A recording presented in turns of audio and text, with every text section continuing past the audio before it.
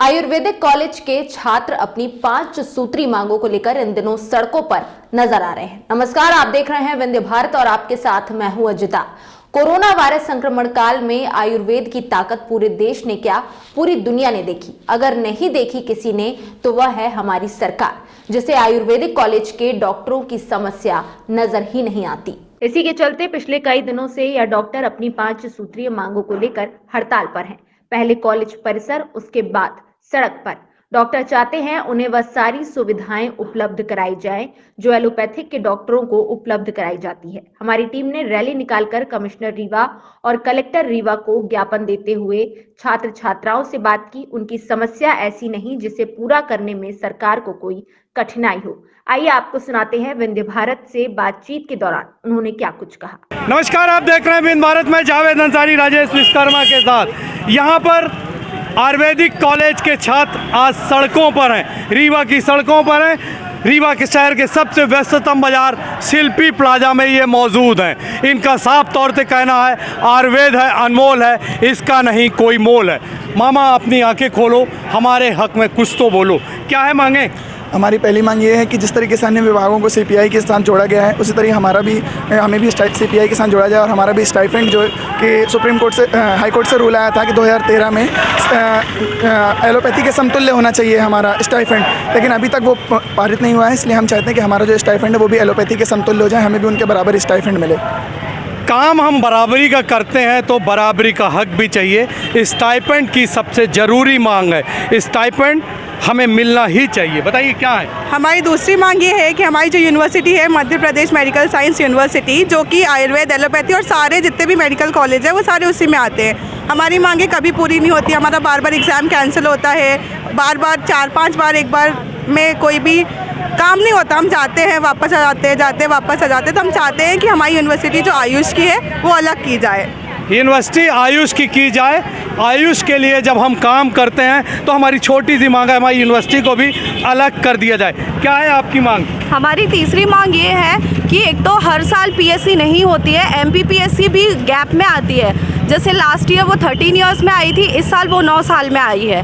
उसके बावजूद भी 15% का जो लाभ है वो लोगों को दिया जाता है। तो ये हमारा जो सरकार ने आदेश निकाला है कि 15% दिया जाए, तो ये हमारी मांग है कि वो 15% के आदेश को वापस लिया जाए। 15% आदेश को वापस लिया जाए। पीएससी की जो भी समय सीमा है उसको निश्चित रूप से रेगुलर पीएससी की पोस्ट निकाला जाए, जिससे हम अपनी पढ़ाई करने के बाद कॉलेजों में विभिन्न जगह पर जाकर जनता के बीच में काम कर सकें, उनका इलाज कर सकें। जैसे आयुर्वेद वाले कोरोना के टाइम पे बहुत सारी चिकित्सा लाभ पहुंचा रहे हैं, वैसे हमको आयुर्वेद वालों को आपातकालीन चिकित्सा करने की अनुमति नहीं है, तो हम वो चाहते हैं कि हमें भी वो अनुमति मिले। ये एक बड़ी समस्या है। जैसा कि आपने देखा होगा, मैं अपने दर्शकों को भी याद दिला दूं, कोरोना काल में सबसे ज़रूरी अगर लोग दौड़ भाग कर रहे थे तो वो आयुर्वेद की तरफ जा रहे थे। इनका कहना है कि हमें भी प्राइवेट प्रैक्टिस की मंजूरी मिलनी चाहिए, ठीक उसी तरीके से जिस तरीके से आयुर्वेदिक को मंजूरी नहीं है, एलोपैथिक को मंजूरी, तो एलोपैथिक को है तो हमको भी मंजूरी होनी चाहिए। आपातकाल में हम अपनी चिकित्सा जो भी हमने पढ़ाई लिखी है उसका हम इस्तेमाल कर सकें। हमारी 5वीं मांग ये है कि जनसंकल्प आयुष विभाग के अंतर्गत जो 1000 आयुष औषधालय खुलवाने की हमें सांत्वना दी गई थी, उसमें से सिर्फ 148 ही खुले गए हैं। तो उसमें 148 जो उसके बाकी जो बचे हुए हैं उनका भी कार्य प्रगति पर करवाया जाए। इससे क्या नुकसान हो रहा है आपको? नुकसान बहुत हो रहा है, ना ही आगे की सीट बच रही हैं, ना ही आगे, और हमारे जो नीट की जो एस्पायरेंट्स हैं वो आगे से सीटें भर नहीं पा रही हैं, वैकेंसी कम आ रही हैं। पीएससी में भी सीटें कम पड़ जाती हैं, हर साल पीएससी भी नहीं आ पाती है। पीएससी भी नहीं आ पाती। तमाम तरीके की वो है समस्याएं हैं जिसको लेकर आज हम सड़कों पर हैं। कोरोना काल में जो भी हमने काम किया, हमारी चिकित्सा पद्धति ने काम किया, उसको पूरी दुनिया ने देखा। हम केवल यही चाहते हैं आयुर्वेद को भी मेन स्ट्रीम में लाया जाए और एलोपैथी को जो सुविधाएं मिल रही हैं वो हमें मिलनी चाहिए। हमारी केवल 5 छोटी मांगें जो सरकार के लिए बड़ा आसान है, उनको पूरा कर देना चाहिए। एक बड़ा सवाल ये है कि आज आप लोग कहाँ जा रहे हैं? हम लोग अभी यहाँ पे सीएम के जा रहे हैं। हम लोग अभी आयुक्त कार्यालय जा रहे हैं, उसके बाद हम कलेक्ट्रेट जाएंगे अपनी मांग, अपना ज्ञापन सौंपने। कलेक्ट्रेट में कलेक्टर साहब को देंगे। कलेक्टर साहब और कमिश्नर साहब दोनों को अलग अलग ज्ञापन देंगे, किसके नाम संबोधित करके? आयुक्त महोदय और कलेक्टर महोदय। रीवा कलेक्टर और रीवा कमिश्नर के माध्यम से हम अपनी मांगों को शासन तक पहुंचाएंगे।